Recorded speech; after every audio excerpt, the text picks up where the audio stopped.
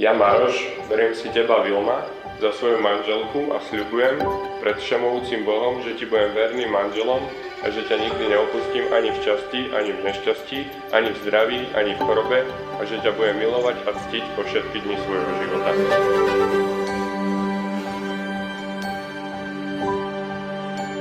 Ak by som mal nájsť len dve slová, ktorými by som vyjadril to, prečo sme v tejto chvíli všetci tu, myslím si, že by to mohli byť slová láska a požehnanie.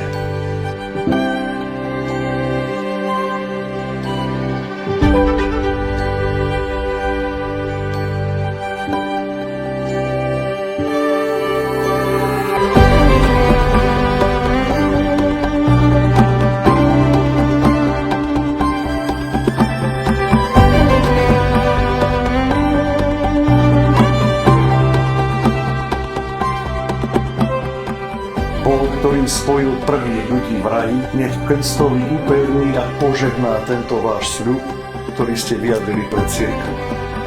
Čo Boh spojil, nech človek nerozlučuje.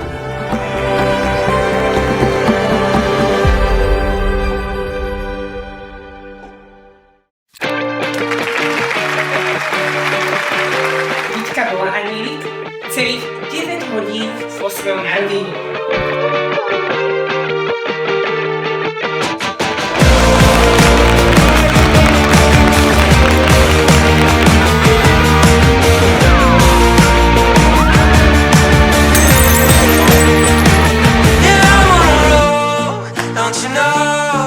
Ty si sa skrátka oženil s tou najúžasnejšou ženou, ako môžeš nájsť. Koniec koncov, istý to sa vám už niekoľkokrát povedal.